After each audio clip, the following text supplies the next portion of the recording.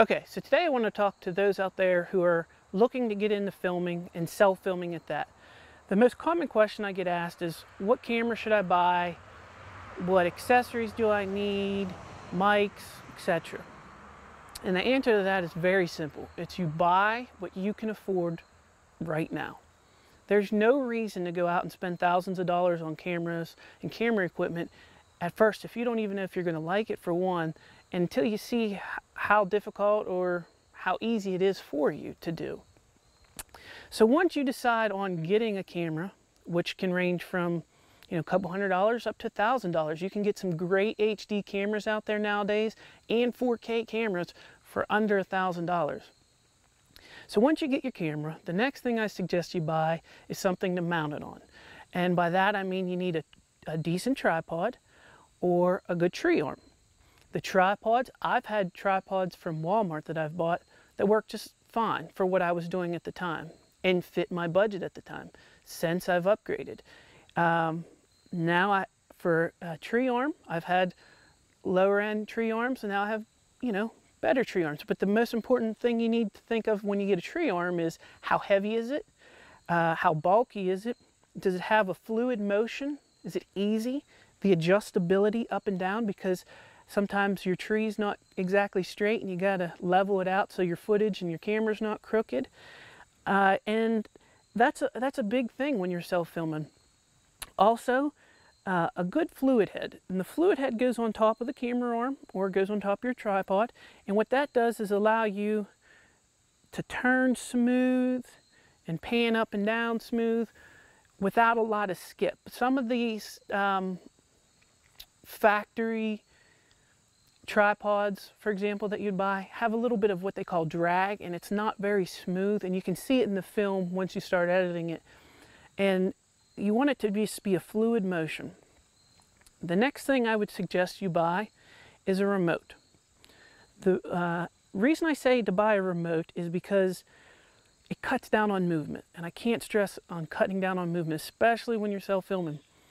So instead of me up here messing with these dials or up here messing with my zoom, all I have to do is move my thumb. I can turn on my camera from here, I can turn on the record, and I can focus it. If I didn't have that, and I couldn't afford that at the time, that's fine too. What you can do is this button up front, most cameras have it now, you push in on it, you can adjust your shutter speed, you can adjust your iris, your white balance, all kinds of adjustments, focus, that's all done up here. So that's a great quality to have in a camera as well, because now it's not automatically focusing on a twig.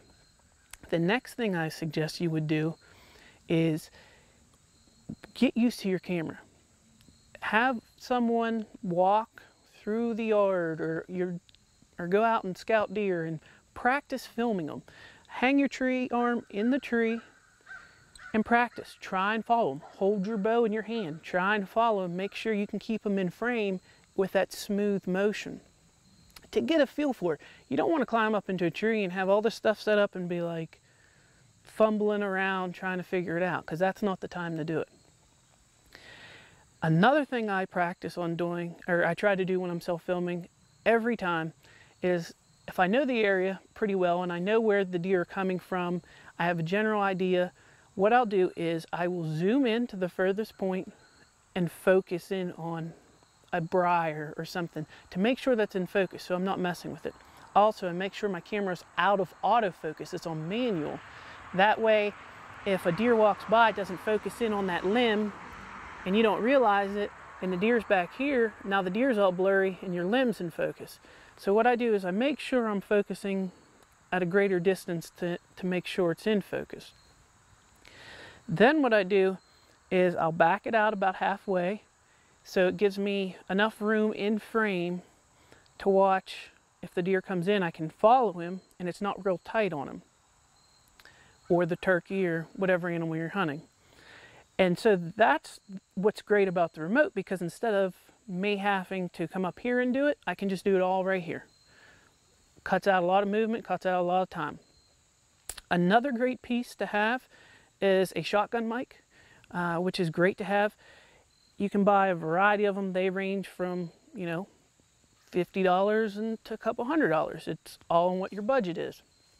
And all you do is, most cameras have a hot shoe on top, and you just slide this right down through there, turn this knob to lock it down on, flip the on switch. Some of them don't even have an on switch, and you plug it into your mic port. This here is a windscreen, and what that does is it cuts down on wind noise, especially if you're sitting on the side of the edge of a field and it's real windy. Cuts down on a lot of wind noise, which is great. So when you're watching your video and you're editing, it's not like, because it will pick it up. And those are like the key points that I would suggest you starting with.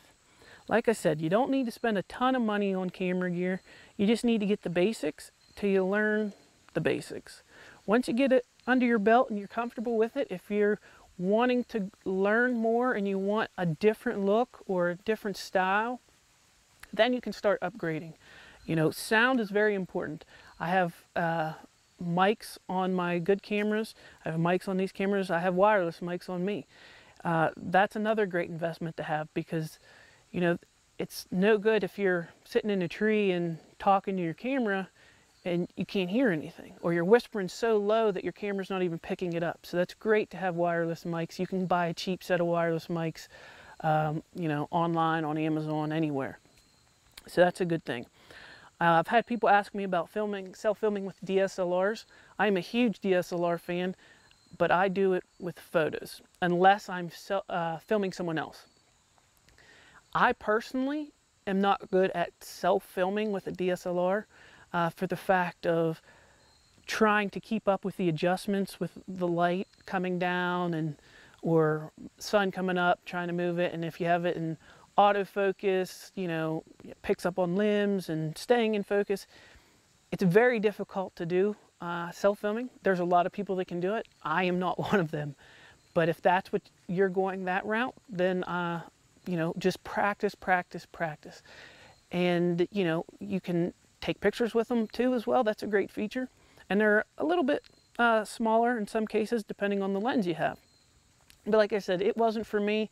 I'd rather have a camera if I'm self-filming, and then a DSLR if I want to do pictures, or DSLR if I'm shooting B-roll for other people who are filming and using my big camera for the hunt.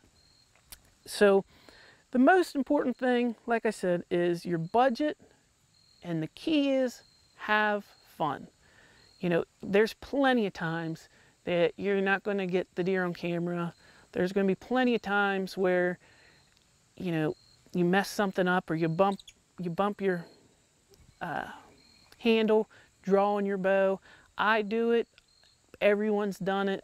I've shot deer that I thought were in frame. I just did it a couple weeks ago. I thought it was completely in frame and it was a little bit off. But luckily I still got the shot on film. You just got to have fun with it, and don't forget about why you're doing it. Sometimes people get caught up in wanting to film for TV. Don't forget about why you're doing it, and have fun. It's not all about getting on film. It's great when you do, especially if you're not sure about the shot. You can go back and review the footage, and it kind of gives you an indication of where the deer went and where your shot placement was. So there are some great benefits to it. Is it easy? No, it is not easy to self-film. It's a lot easier in a blind, I can tell you that, but when you're in a tree stand, it's not. Another thing I forgot to tell you is I like to keep my tree arm about waist level. So if I'm standing on my platform in my tree stand, it is at waist level. So all I have to do is reach down and grab it. Sometimes it's even a little bit lower in case I know that there's a good trail to the right. I want to be able to shoot over it, but I want to be able to spin that camera around and make sure that I can get that trail. So I hope that helps you guys. Practice, spend what you can, and have fun.